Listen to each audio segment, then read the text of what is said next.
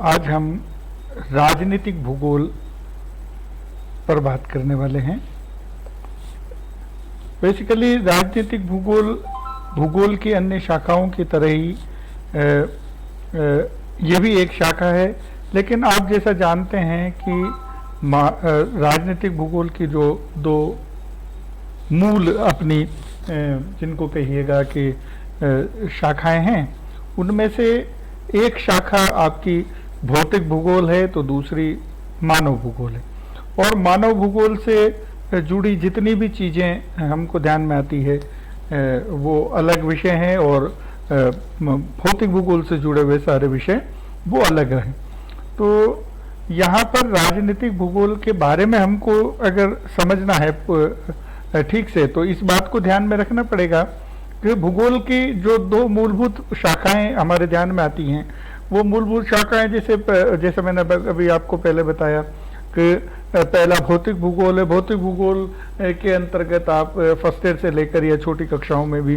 जैसे नदी, आपके रेगिस्तान, पर्वत, पठार, उनके बनने के कारण उनके जैसे अपर्दन कैसे होता है, नदी का कटाव कैसे होता है, समुद्र क्या है, और दूसरे जितने भी विषय हैं प्रकृति से जुड़े हुए, मौसम से जुड़े हुए, वो सारे के सारे जो विषय हैं वो भौतिक भूगोल के अंतर्गत आते हैं। और एक विषय आता है कि वे सभी मानवीय घटनाएं जो भौतिक भूगोल से मानव से संबंधित घटनाएं,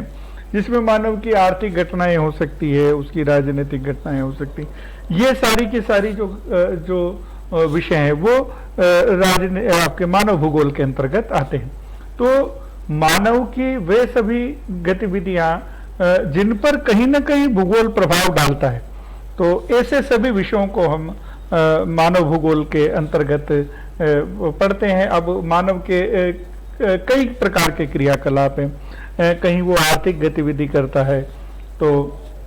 कहीं पर वो यातायात से संबंधित गतिविधि, उसकी बहुत सारी गतिविधियां हमारे ध्यान में आती है मानव की, और उन सामाजिक करता है, कहीं धार्मिक गतिविधि करता है, कहीं शैक्षणिक गतिविधि करता है। तो वो सारी की सारी गतिविधियां कहीं न कहीं आप हम समझते हैं कि जैसे मानव की आर्थिक गतिविधियों को लेते हैं तो अधिकांश आर्थिक गतिविधियां जैसे उसके जीवन यापन, उद्योग धंधे और सारी चीजें, वे सभी की सभी जो बातें हैं वो सब उस मानव की जो गतिविधियां हैं वो मानव भूगोल में हम पढ़ते हैं। और भूगोल उन मानवीय गतिविधियों को कैसे प्रभावित करता है, ये उसका एक विषय है। तो जहाँ तक राजनीतिक भूगोल क्या हो सकता है, इसकी भूमिका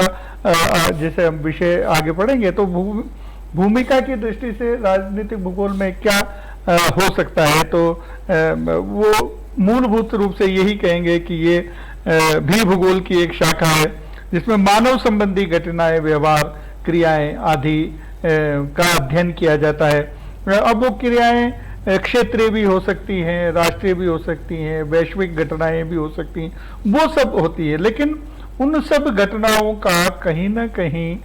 भूगोल पर कोई प्रभाव है क्या, उसकी भौगोलिक व्याख्या होनी चाहिए, और उन घटनाओं के होने के पीछे कौन से भौगोलिक कारण जिम्मेदार, उन सब बातों का विश्लेषण अगर किया जाता है तो वो अपना राजनीतिक भूगोल, मानव भूगोल कहलाता है।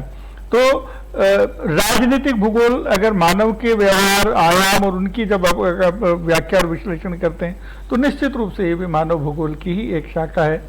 पर राजनीतिक भूगोल पर्टिकुलर जैसे अगर अपन कहें तो ये मानव भूगोल के मानव की जो राजनीतिक क्रियाकलाप है, राजनीतिक क्रियाकलाप से लेकर जैसे आप समझ सकते हैं कि जैसे राज्य है, राज्य की कार्य प्रणाली है,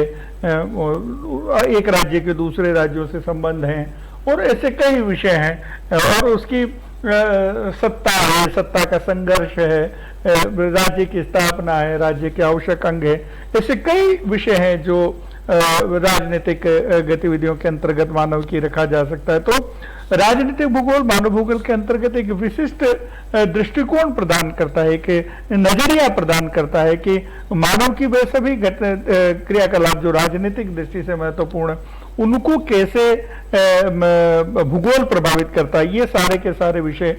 उसमें आते हैं। तो राजनीतिक भूगोल उन मानव क्रियाकलापों का जो कि क्षेत्रीय अध्ययन हो सकता है, जैसा मैंने पहले बताया आपको, वो सारे विषय उसके अंदर आते हैं। मानव भूगोल के जितनी भी दूसरी ब्रांचेज हैं, जिसमें सांस्कृतिक भूगोल, आर्थिक भूगोल और नगरीय भूगोल और ऐसे कई सारी चीजें आप लोगों ने पिछली कक्षाओं में पढ़ा, लेकिन राजनीतिक क्रियाकलाप जितने भी हैं वे क्या मानव के आपकी राजनीति को जो प्रभावित करते हैं, भूगोल जिन राजनीतिक क्रियाकलापों को प्रभावित करता है, उन सबको इसके अंदर एक नवीनतम शाखा के रूप में, राजनीतिक भूगोल की नवीनतम शाखा के रूप में इस एक विकास नई शाखा का हुआ, और वो हम सब इस राजनीतिक भूगोल में पढ़ने वाले हैं। अब ये जो राजनीतिक घटनाएं हैं, ये व्यक्ति विशेष से संबंधित हो सकती है, समुदाय विशेष से संबंधित हो सकती है, और व्यक्ति विशेष के निर्णय या समुदाय विशेष के निर्णय जो उसकी आर्थिक, भौतिक, सामाजिक और ऐतिहासिक कई चीजों से को प्रभावित करते हैं। तो उन सब विषयों को विश्लेषित करना, उनको भौगोलिक परिप्रेक्ष्य में व्याख्या करना, उन सब की, ये मूलतः राजनीतिक भूगोल का विषय है। कुल मिलाकर भूमिका की दृष्टि से हम ये कह सकते हैं कि मानव के वे सभी क्रियाकलाप, जो चाहे आर्थिक हो, सामाजिक हो, ऐतिहासिक हो, भौतिक हो, चाहे जो भी उसके वो अपने जीवन यापन से संबंधित या अपनी जो गतिविधियां मानव करता है, उनका भूगोल का उन सब गतिविधियों पर कैसे प्रभाव पड़ता है, ये मेरा मानना है कि ये शायद राजनीतिक भूगोल के अंतर्गत आप इसको मान सकते हैं। और एक राजनीतिक भूगोल की जो जिससे कहेंगे हम भूमिका क्या हो सकती है, ये इस वीडियो के माध्यम से, ये इस लेक्चर के माध्यम से आप लोगों ने जाना। आगे के जो विषय हैं, कुछ विषय जैसे मैंने आप लोगों को बताया कि इस अध्याय में आपके सिलेबस में जैसे प्रकृति है, राजनीतिक भूगोल की प्रकृति क्या होती है, उसके नेचर जिसको हम कहते हैं, उसका विषय क्षेत्र क्या है, उसके उपागम कौन कौन से, अप्रोचेज कौन कौन से, जिनके माध्यम से हमको राजनीतिक भूगोल को पढ़ना है। और ऐसा कुल मिलाकर एक सैद्धांतिक पक्ष राजनीतिक भूगोल का, जिसको कहते हैं कंप्राइमा फेसी, जो सामान्य अध्ययन हमको करना चाहिए कि राजनीतिक भूगोल वास्तव में है क्या और उसमें हम क्या पढ़ने वाले हैं, ये सारे विषय यहाँ से राजनीतिक भूगोल से इस रूप में शुरू होते हैं। मुझे लगता है कि अगला जो हमारा विषय होगा वो राजनीतिक भूगोल की प्रकृति, नेचर होगा। हम उस पर अगले लेक्चर में बात करेंगे।